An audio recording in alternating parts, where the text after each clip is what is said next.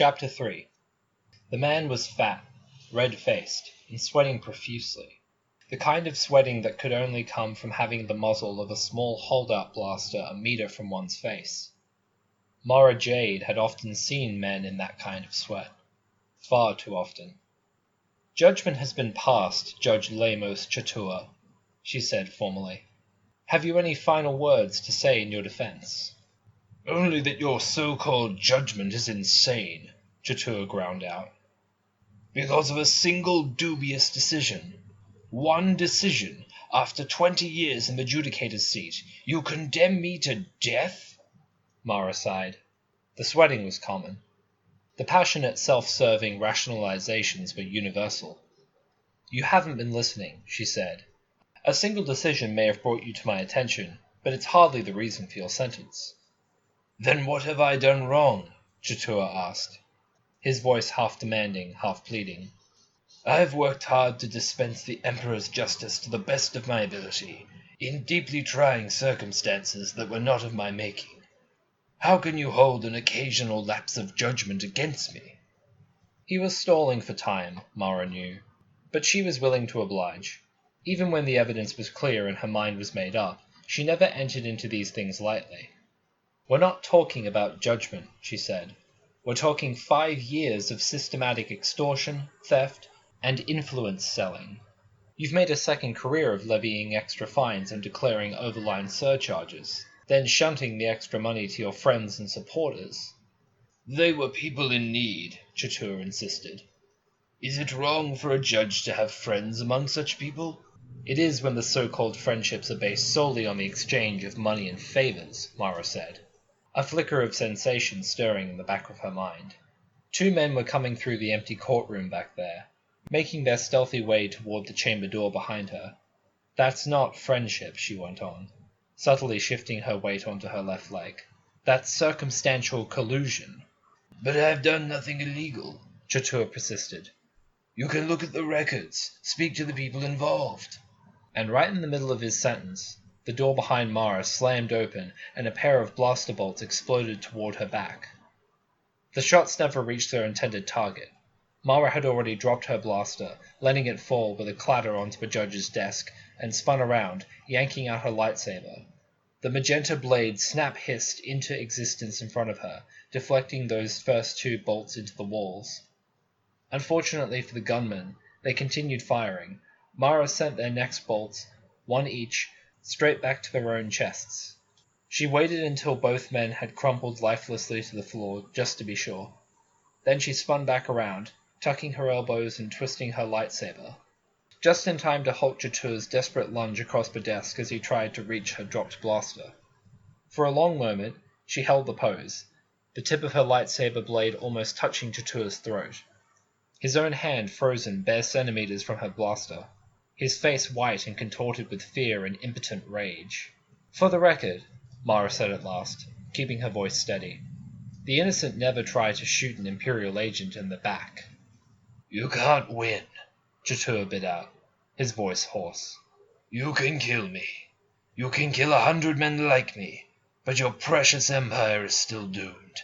If the rebels don't bring you down, it'll collapse from its own internal rot." His eyes bore into hers. "And then where will you be, my arrogant young Imperial agent? Your power will be gone, your protectors dead or imprisoned. You already don't have friends." He turned over his outstretched hand so it was palm upward. "But I can help you. I can be your friend. Spare my life, leave me in my position here, and I can create a refuge where you'll be safe when it falls apart around you."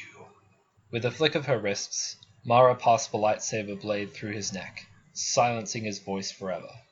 For a moment she remained standing there, gazing at the body slumped over the desk where so many quiet deals had been made to defraud the Empire of its rightful assets and the Empire's citizens of their lives in liberty. "In the name of the Emperor," she said softly, shutting down her lightsaber. She retrieved her blaster and slid it back into its forearm sheath.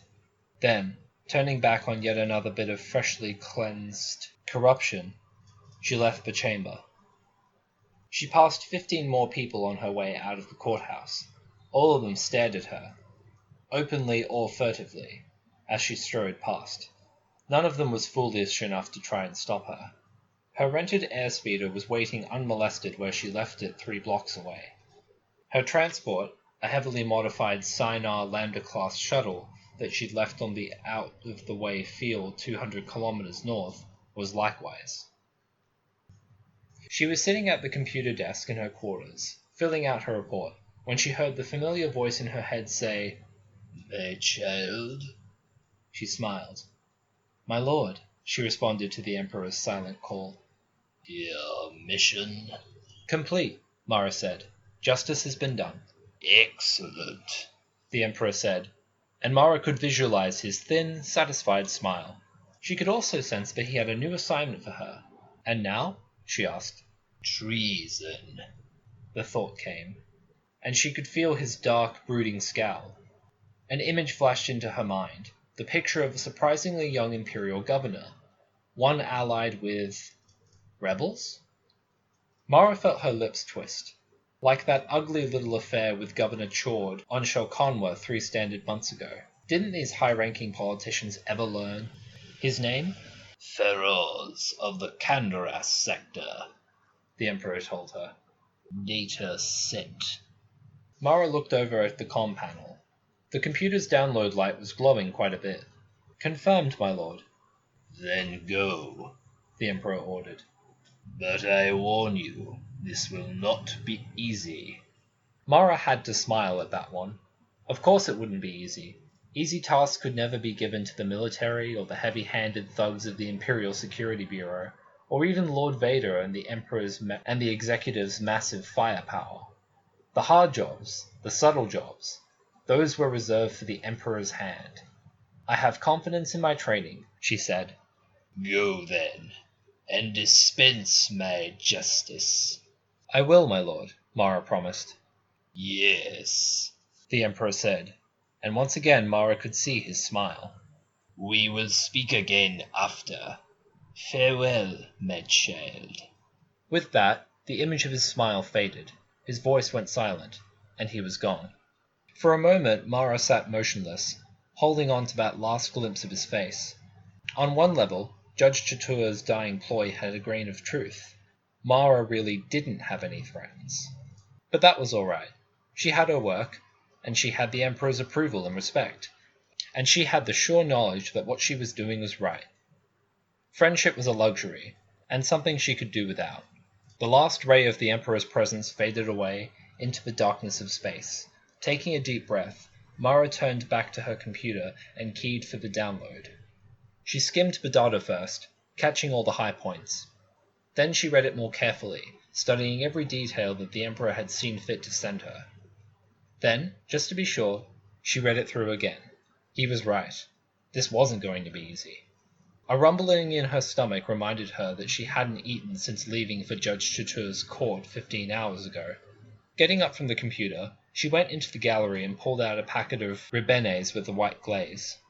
If Feroz was planning to secede from the Empire, she reflected as she put the ribenes into the cooker, he was certainly going about it the right way.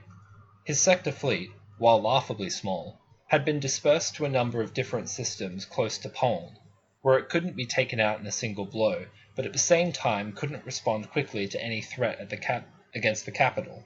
He'd done the exact opposite with his sector's stormtrooper contingents, bringing most of them to Poln Major to bolster defenses of his communications and the governor's palace itself. Then there was the other half of the double planet, Poln Minor, large enough to support only a marginal atmosphere. The place was honeycombed with mines, both working and abandoned, storehouses, maintenance centers, and large-scale workposts. If pressed hard enough, and if he could get across the gap separating the two worlds, Feroz could probably hold out there for years. Certainly other unsavory people had done so. Poln Minor was reputed to be the home of hundreds of smugglers and other criminal types that years of sporadic imperial efforts had failed to dislodge. Feroz might even have been in communication with some of those groups, opening up the possibility that he might bring them onto his side in a fight, or at least hide behind them should things go sour.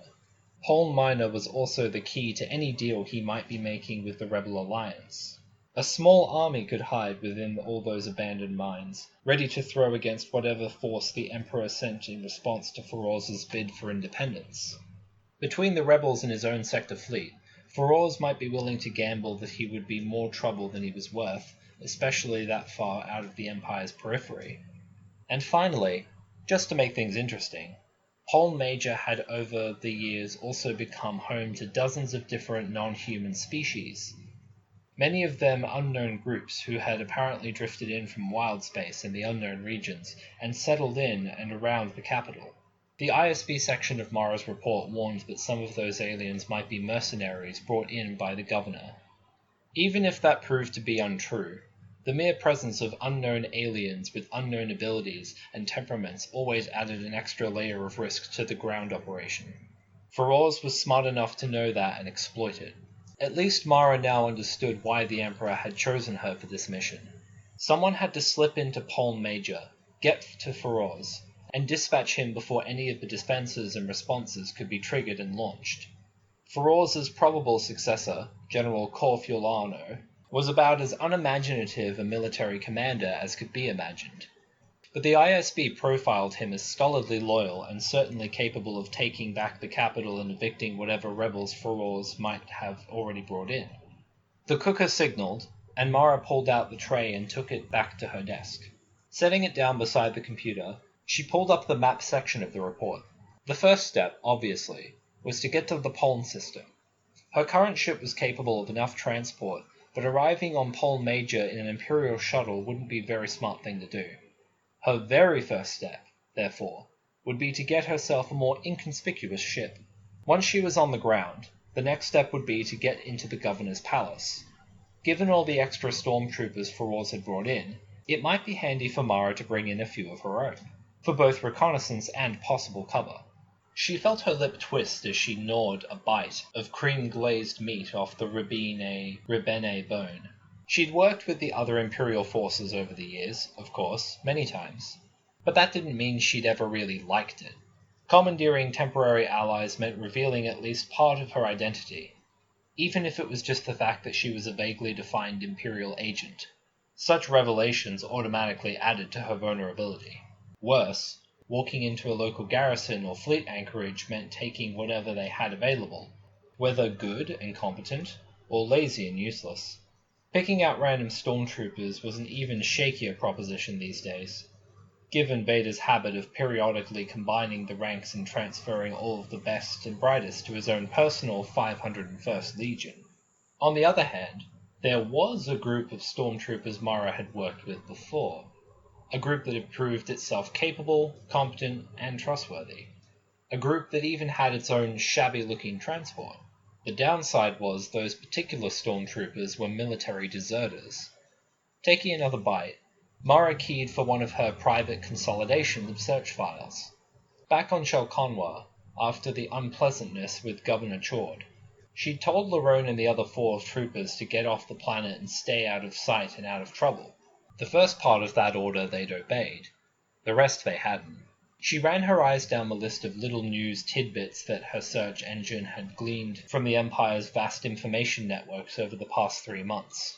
Here, a small-time warlord had appeared. His control over a terrified countryside ended. There, commerce from a small farming and manufacturing colony suddenly resumed as a pirate nest went up in unexplained flames. Elsewhere, a regional administrator abruptly resigned his post, and the increasingly distressed citizen petitions against him had stopped arriving at the sector office. Small injustices, of the sort that too often slip through the cracks of the overextended government machinery, all of them corrected, usually overnight, always accompanied by rumors of a stormtrooper vanguard that had apparently proved that the Empire was finally taking the problem seriously.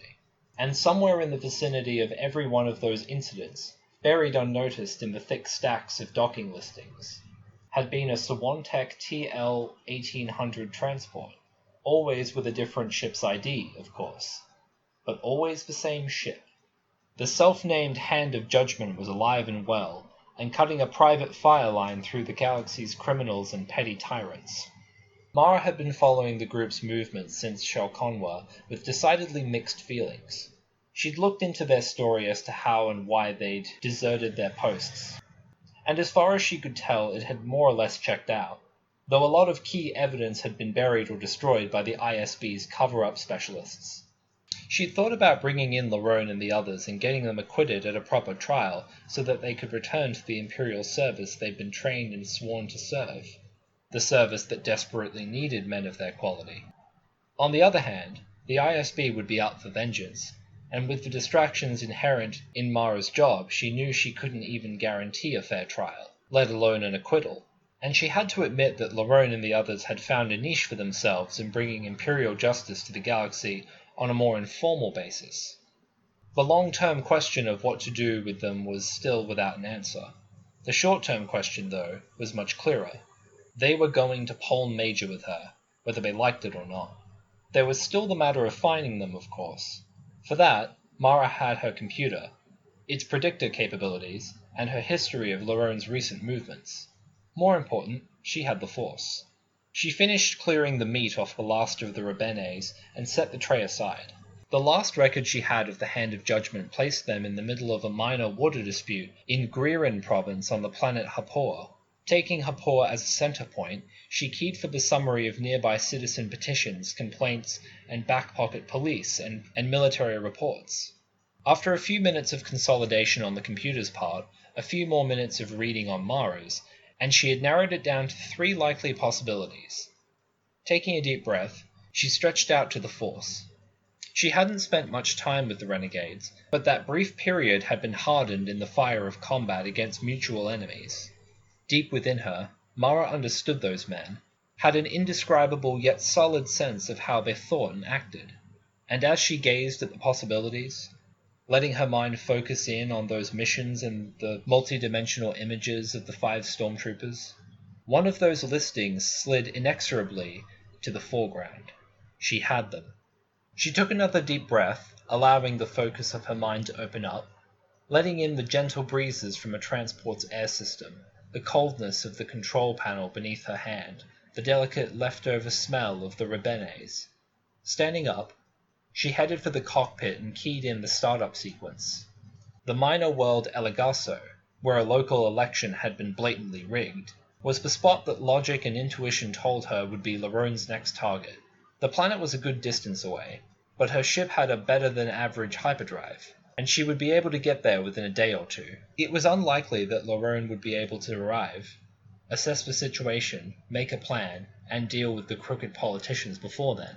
All she had to do was get to Elagaso, settle in, and wait. Sooner or later, whatever the Hand of Judgment was up to at the moment, they would find their way to her. Derek Lerone's last thought, just before the hail of blaster bolts blew the last bit of roof off his partial shelter, was that this would be a really rotten place to die. "Lerone!" someone shouted faintly through the static filling the headset of his stormtrooper helmet. Saberin Marcros, probably, thought it was hard to identify voices through the partial comlink jamming the mercenary group out there was using. "You alright?" "I'm still alive, if that's what you mean," Lerone shouted back. "What in space is the matter with these guys anyway? Don't they know stormtroopers always win?" "Some people have to learn things the hard way," Texter Grave put in. "Can either of you see what's left behind that fountain? I think that's where their heavy repeater is, but I can't get a clear shot." Ignoring the blaster bolts steadily eating away at the pock-marked wall in front of them, Lerone popped his head up for a quick look. Sure enough, he could see the repeater peeking out from behind one of the slabs of broken stone. "I can see the muzzle, but that's all," he reported, ducking down again. "It's at the southern end, between the fountain and that big broken slab." "That should put the gunner in my field of fire," Marcross said. "Any chance you two could pull some of their blanket off for me?" "Believe me, I'm trying," Lerone assured him, wincing as an extra-large chunk of the wall blew free and bounced off his armored shoulder. "The guys over here burn a fire like they own a Tabana mine." "Same over here," Graves said. "This would really be a good time for either Brightwater or Quilla to make a dramatic entrance." "You listening, you two?" Lerone called. "Brightwater? Quiller?" His only answer was a fresh volley of fire from the mercs. The other two members of their little group must be out of comlink range, or else they were dead. Lerone bared his teeth in a snarl, leaning around his shelter to fire off more shots. They weren't dead. They couldn't be. They were just taking their time about bringing in backup, that was all. Across to his left came a sudden crunching of masonry, and he heard Marcros grunt as part of his firing position came down on top of him. Lerone opened his mouth to call to him to make sure he was okay. He paused, ears straining against the high-pitched blaster noise. Someone in the distance was screaming. Someone or something. The scream grew louder, and with as dramatic an entrance as Lerone could have hoped for, Brightwater and his Aratech 74Z speeder bike roared into view over the ridge behind them, spitting death and destruction at the mercenaries. The stream of fire that had been focused on Lerone faltered as some of the mercs flinched or else shifted their attention to this new threat. There was the sudden thunderclap of a shattered Tabana gas canister, and the whine of the repeater abruptly went silent. "Got him," Marcros called. Overhead, Brightwater blew past, turning and jinking as he wove his screaming speeder bike in and out of the bursts of enemy fire. Lerone leaned out of his shelter again, shifting his Blastech E11 to full ammo and raking the mercs' positions. He was still trying to draw their fire away from Brightwater, and Brightwater himself was dangerously close to getting swatted straight out of the sky, when a bellowing roar hammered across the sounds of battle. Lerone looked to his left and saw their tricked-out Suwantech TL-1800 freighter rise into view above the ruins of the old city, its heavy laser cannons blazing across the morning sky as they hammered the enemy's positions. Abruptly, the static vanished as the cannon fire found the comlink jammer. "Quiller, what have you got?" Lerone called, easing his head up for a better look. "All the targets a growing boy could ever want." Joak Quiller returned tautly from the Suwantech. "Man, they really have a nest back here, don't they?" "Like you wouldn't believe," Lerone agreed tightly. "Can you handle them?" "Of course." "Of course," Quiller said. "They're not exactly geared up for this kind of firepower. We should have gone this route in the first place." Lerone grimaced. Except that bringing in the Suwantech would have instantly alerted the mercs that this wasn't just a standard stormtrooper unit with standard stormtrooper weapons and equipment. That was a conclusion Lerone had very much hoped to avoid drawing for them, which meant that he and the others now had no choice but to finish the job. Completely. "Just make sure it's done," he told Quiller grimly. "Make sure it's all done." Either Quiller caught the sudden change in Lerone's tone, or he hadn't arrived at the same unpleasant conclusion on his own. "Understood," he said. "Keep your heads down."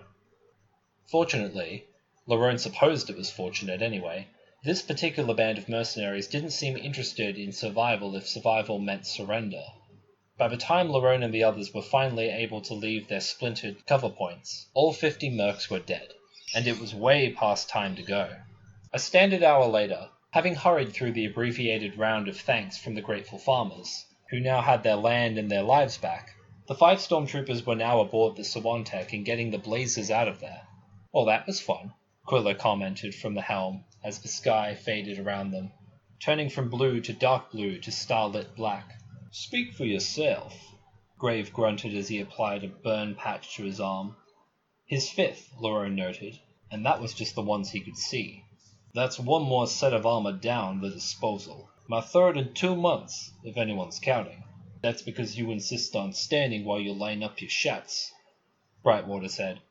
"I'm telling you, speeder bikes are the way to go." "Yeah? And how's your armor holding up?" Grave countered pointedly. "It's not parade ground quality anymore," Brightwater conceded, "but it's still there." "Barely," Grave said. "Like everyone else's," Marcros said. "Lerone, we can't keep going this way. Our armor's being shot off us piece by piece. We're running out of Tabana gas, grenades, and other supplies. And that admittedly impressive scream that was coming from Brightwater's speeder was probably means something aboard is about to fail there too." "It's the accelerator pedal linkage," Brightwater said. "This'll be my 3rd fix on the thing." "And the other speeder isn't in any better shape, is it?" Marcros asked. Brightwater shrugged. "A little. Not much. I might also mention that the stash of credits the ISB was kind enough to leave aboard this ship is likewise starting to run thin." "Ditto for the stash of ship IDs," Quiller put in reluctantly. We're burning through those like hut promises. Even if we weren't, all the fancy IDs in the galaxy aren't going to help us if enough people figure out the connection between us and this ship, Macross added. There aren't that many Zahn techs still flying around in this part of the galaxy. I know, Laron said, an ache in his heart that had nothing to do with the burns throbbing on his arms and chest. Ever since they'd left their posts aboard the Imperial Star Destroyer Reprisal, he and the others had been fighting their own private crusade against evil and corruption in this corner of the Empire. The fact that they'd survived as long as they had was partly due to their own combat skills, but also in no small part to their good luck in having grabbed an Imperial Security Bureau covert ship on their way off the Reprisal. Thanks to the ISB's extensive weapons upgrades, to the Suwantech and its hidden caches of equipment and money, they'd been able to take on injustice wherever they'd found it. Mercenaries, swoop gangs, pirate bases, none of them had been able to stop the hand of judgment. But the others were right. The end was rapidly approaching. Once the supplies and money ran dry, they would be finished. They would have no choice but to do as that Imperial agent Jade had ordered them 3 months earlier back on Shelkonwa. Stay out of sight and out of trouble. And their private war for justice would be over. None of which is to say we're ready to hit the escape pods quite yet, Quilla said into his thoughts. We've still got at least 5 IDs we haven't used yet, and we can probably recycle some of the older ones that we haven't used for a while. That won't help with the armor, Macross pointed out. We've got, a couple of fresh sets? That's it? Plus we still have the damaged ones, Brightwater said. I don't know about yours, but I can probably cobble together another set of scout armor out of the various bits and pieces. We can probably do the same, Laron said, but that's not really the point. The point is that, no matter how carefully we stretch our resources, we can definitely see the end ahead of us. For a long moment, no one spoke. It's been a good run, Grave offered at last. I've got no regrets. Me neither, Brightwater seconded. We've helped a lot of people over these past few months. A lot more, I dare say, when we were official stormtroopers, Macross murmured. Agreed, Quilla said. So what's the plan, Laron? We skip that stolen election thing on Elgaso and start looking for some place to go to ground? I'd hate to pass up on something that blatant, Grave murmured. It's small enough, and they're mostly just armed politicians. We should be able to show up in armor and frighten them into backing off and calling a new election, which they might steal again, Brightwater pointed out. I doubt it, Grave said. There's something very persuasive about having a Blastac E11 stuck in your face while an Imperial Stormtrooper warns you that he'll be watching your political ethics from now on. Which we won't be, Macross pointed out. But of course, they won't know that. Grave's right, Laron decided. I think we can handle that one before we retire. What about that pottery thing I told you about? Brightwater asked. Laron scratched his cheek. The pottery thing was a report one of the farmers back there had heard about from his cousin on another world. A small group of dirt-poor artisans had found a patch of exotic, one-of-a-kind clay and had finally started making a successful living by creating striking and marketable sculptures from it. All they had until the local government had gotten wind of the operation and decided to take it over for their own profit. Since the bureaucrats didn't have a gram of artistic skill themselves, their solution had been to turn the genuine sculptors into slave labor. Laron knew nothing about art, and even less about sculpture, but he knew a lot about greed and oppression, and didn't much like it either. Neither did his 4 comrades. I don't see why we can't do both, he told Brightwater. Pickering's is only a few hours from Elgaso, and it's more or less on the way. There's also a decent Imperial base on Pickering, Quilla said, peering at his data display. Maybe we can sneak in there after we break the sculptors loose, and get some ideas where you can, bury ourselves away from the universe, Brightwater suggested. Something like that, Laron conceded. Quiller, go ahead and set a course for Pickering. If we're going out, might as well go out with a bang. The landing field they were directed to on Pickering was about as small and isolated a place as Laron had ever seen. Still, it was only a few kilometers from a town where the enslaved artisans were producing their statues under the guns of their oppressors. Quilla landed the Suwantech, keyed the systems into lockdown standby, and lowered the landing ramp for the customs officials in the usual brief questionnaire and collection of landing fees. Lerone was waiting at the top of the ramp, their latest set of forged ship's documents in hand, when the ramp area erupted with a blast of cold, bitter-smelling gas. "Cover!" Lerone snapped with his last breath, grabbing for his blaster as he dived for the ramp control. He was unconscious before he reached it.